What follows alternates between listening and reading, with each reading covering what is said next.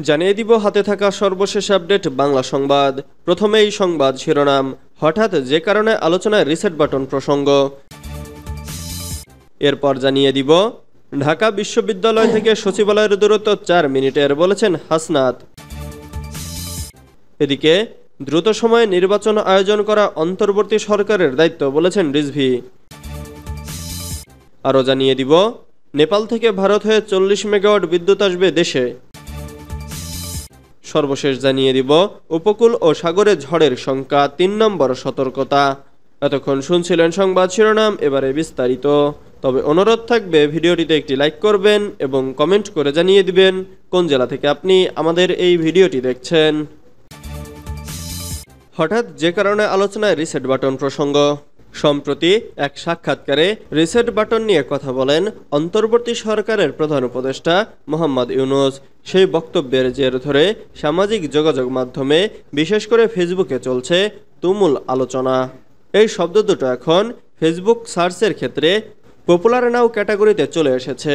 শুধু তাই নয়, এই রিসেট বাটন নিয়ে তর্ক বিতর্ক এত দূরে গড়িয়েছে যে অনেকেই তাদের ফেসবুক পোস্টে হ্যাশট্যাগ ব্যবহার করে লিখছেন স্টেপ ডাউন ইউনূস।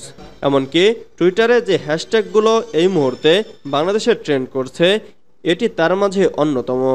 সামাজিক যোগাযোগ মাধ্যমে অধ্যাপক ইউনূসের নামে চলমান এই সমালোচনায় যেমন বিগত আওয়ামী লীগ সরকারের সমর্থকদের বড় সংখ্যায় দেখা যাচ্ছে, তেমনি সেই সরকারের বিরোধিতাকারীদেরও দেখা যাচ্ছে। এদিকে মাত্র 2 মাস আগে ক্ষমতাচ্যুত আওয়ামী লীগ সরকারের আমলে শেখ হাসিনা সরকারের পদত্যাগ চেয়ে সামাজিক যোগাযোগ মাধ্যমে একটি জনপ্রিয় হ্যাশট্যাগ ছিল স্টেপ ডাউন হাসিনা। গত 5 আগস্ট ছাত্র জনতার অভ্যুত্থানের মুখে দেশ ছেড়ে চলে যান সাবেক প্রধানমন্ত্রী শেখ হাসিনা। তারপর প্রায় সব শ্রেণী পেশার মানুষ প্রকাশ্যে বা প্রচ্ছন্ন সমর্থন নিয়ে গত 8ই আগস্ট রাষ্ট্রপতির কাছে অন্তর্বর্তীকালীন সরকারের উপদেষ্টা হিসেবে শপথ নেন ডক্টর মোহাম্মদ ইউনূস। কিন্তু 2 মাসেরও কম সময়ের মাঝে কি এমন হলো যে ডক্টর মোহাম্মদ ইউনূস এত তোপের মুখে পড়লেন? কেন অনেকে প্রশ্ন করছেন যে রিসেট বাটনে পুশ করলেই অতীত মুছে ফেলা যায় না। রাজনৈতিক বিশ্লেষক মহিউদ্দিন আহমদ অবশ্য বলেছেন, মানুষ ভুল বোঝাবুঝি থেকে অথবা বিগত আওয়ামী লীগ সরকারের প্রতি সমর্থনের জায়গা থেকেই অধ্যাপক ইউনূসকে নিয়ে এভাবে প্রতিক্রিয়া দেখাচ্ছে। ঢাকা বিশ্ববিদ্যালয় থেকে সচিবালয়ের দূরত্ব 4 মিনিটের, বলেছেন হাসনাত। জেলা প্রশাসক নিয়োগে মোটা অঙ্কের ঘুষ লেনদেনের বিরুদ্ধে কঠোর হুঁশিয়ারি উচ্চারণ করেছেন বৈষম্য বিরোধী ছাত্র আন্দোলনের অন্যতম সমন্বয়ক হাসনাত আবদুল্লাহ।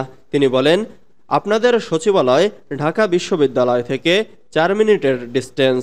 আপনার সচিবালয়ে বসে 5 কোটি না 10 কোটি ভাগ করবেন, আর আমরা বাজারে গিয়ে নিত্য প্রয়োজনীয় জিনিসটা কিনতে পারবো না, তা হবে না। বৃহস্পতিবার 3 অক্টোবর সন্ধ্যায় উত্তরা ফ্রেন্ডস ক্লাব মাঠে ছাত্র নাগরিক মতবিনিময় সভায় বক্তব্য দিতে গিয়ে তিনি এসব কথা বলেন। সমন্বয়ক হাসনাত আবদুল্লাহ বলেন, আমরা রক্ত দিয়ে যাচ্ছি আর সচিবালয়ে বসে টাকা ভাগ হচ্ছে। তা মেথড অফ পেমেন্ট 5 কোটি না 10 কোটি। একজন বলছে, আমি ভাই নির্ভুল মানুষ, আমার এত লোভ নাই, 5 কোটি হলেই চলবে। অন্যজন বলছে 10 কোটি। প্রথমজন বলছে তোমার যা মনে হয়। হাসনাত আরও বলেন, রাস্তায় শিক্ষার্থীরা রক্ত দিয়েছে, ছাত্র জনতা রক্ত দিয়েছে, আর এই বার্ধক্যের নেতৃত্ব সচিবালয়ে বসে আমাদের রক্ত মারিয়ে টাকা ভাগ করছে। স্কাউন্ড্রেল, এই বার্ধক্যের নেতৃত্বের জন্য আমরা রক্ত দিতে প্রস্তুত নই। দ্রুত সময়ে নির্বাচন আয়োজন করা অন্তর্বর্তীকালীন সরকারের দায়িত্ব, বলেছেন রিজভী। সংস্কার চলবে, কিন্তু দ্রুত সময়ের মধ্যে নির্বাচন আয়োজন করা অন্তর্বর্তীকালীন সরকারের দায়িত্ব বলে মন্তব্য করেছেন বিএনপির সিনিয়র যুগ্ম মহাসচিব রুহুল কবির রিজভী। বৃহস্পতিবার 3 অক্টোবর রাজধানীর মিরপুরে বিউবিটির 2 শিক্ষার্থী শহীদ তাহমিদ ও মাসুদ রানার পরিবারের সঙ্গে সাক্ষাৎ শেষে এ মন্তব্য করেন তিনি। এ সময় শহীদদের পরিবারের হাতে আর্থিক অনুদান তুলে দেন রিজভী। রিজভী বলেন, শেখ হাসিনার মাফিয়া সিন্ডিকেট এখনও সক্রিয়। এছাড়া তার আমলে করা বিভিন্ন চুক্তিগুলো কোনো জনগণের সামনে উন্মোচন করা হচ্ছে না, সে প্রশ্নও থেকে যাচ্ছে। ফলে গণতন্ত্রকে প্রতিষ্ঠা করতে নির্বাচনের বিকল্প নেই। নেপাল থেকে ভারত হয়ে 40 মেগাওয়াট বিদ্যুৎ আসবে দেশে। নেপাল, বাংলাদেশ ও ভারতের মধ্যে 40 মেগাওয়াট বিদ্যুৎ বিক্রয় সংক্রান্ত একটি চুক্তি স্বাক্ষরিত হয়েছে। বৃহস্পতিবার 3 অক্টোবর এই চুক্তি স্বাক্ষর অনুষ্ঠানে উপস্থিত ছিলেন পরিবেশ, বন, জলবায়ু পরিবর্তন ও পানি সম্পদ মন্ত্রণালয়ের উপদেষ্টা সৈয়দা রিজওয়ানা হাসান। কাঠমান্ডুর একটি হোটেলে আয়োজিত এই অনুষ্ঠানে বাংলাদেশের বিদ্যুৎ উন্নয়ন বোর্ড, নেপালের বিদ্যুৎ কর্তৃপক্ষ এবং ভারতের এনটিপিসি বিদ্যুৎ ব্যবসা নিগম লিমিটেডের প্রতিনিধিরা নিজ নিজ দেশের পক্ষে চুক্তিতে স্বাক্ষর করেন। এই চুক্তির অধীনে 15 জুন থেকে 15 নভেম্বর পর্যন্ত 5 মাসের জন্য নেপাল থেকে ভারতের মাধ্যমে বাংলাদেশে 40 মেগাওয়াট বিদ্যুৎ সরবরাহ করা হবে।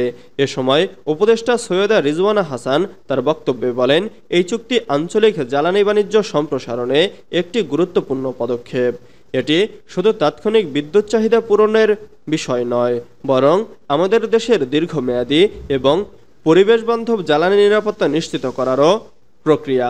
অনুষ্ঠানে নেপালের জ্বালানি, পানি সম্পদ ও সেচ মন্ত্রী দীপক খড়কা, বাংলাদেশের পানি সম্পদ সচিব নাজমুল আহসান এবং বাংলাদেশে নিযুক্ত নেপালের রাষ্ট্রদূত ঘনশ্যাম ভান্ডারী উপস্থিত ছিলেন। এর আগে পরিবেশ উপদেষ্টা নেপালের প্রধানমন্ত্রী কেপি শর্মা ওলির সাথে সিংহ দরবারে সাক্ষাৎ করেন এবং দ্বিপাক্ষিক স্বার্থ সংশ্লিষ্ট বিষয় নিয়ে আলোচনা করেন। উপকূল ও সাগরে ঝড়ের সংখ্যা 3 নম্বর সতর্কতা। বঙ্গোপসাগর ও উপকূলীয় এলাকায় ঝোড়ো হাওয়া বয়ে যাওয়ার আশঙ্কা রয়েছে, তাই দেশের সমুদ্র বন্দরগুলোতে সতর্কতা সংকেত দেখানো হয়েছে। শুক্রবার 4 অক্টোবর আবহাওয়া অধিদপ্তরের আবহাওয়াবিদ ডক্টর মোহাম্মদ বজলুর রশিদের সই করা সামুদ্রিক সতর্কবার্তায় এই তথ্য জানা গেছে। এতে বলা হয়েছে, সক্রিয় মৌসুমী বায়ুর প্রভাবে উত্তর বঙ্গোপসাগর ও বাংলাদেশের উপকূলীয় এলাকায় গভীর সঞ্চালনশীল মেঘমালা সৃষ্টি হচ্ছে। এর প্রভাবে বাংলাদেশের উপকূলীয় এলাকা, উত্তর বঙ্গোপসাগর ও সমুদ্র বন্দরের ওপর দিয়ে ঝড়ো হাওয়া বয়ে যেতে পারে। চট্টগ্রাম, মোংলা ও পায়রা সমুদ্র বন্দরকে 3 নম্বর স্থানীয় সতর্ক সংকেত দেখিয়ে যেতে বলা হয়েছে। সেই সঙ্গে উত্তর বঙ্গোপসাগরে অবস্থানরত মাছ ধরার নৌকা ও ট্রলারকে পরবর্তী নির্দেশ না দেওয়া পর্যন্ত উপকূলের কাছাকাছি থেকে সাবধানে চলাচল করতে বলা হয়েছে।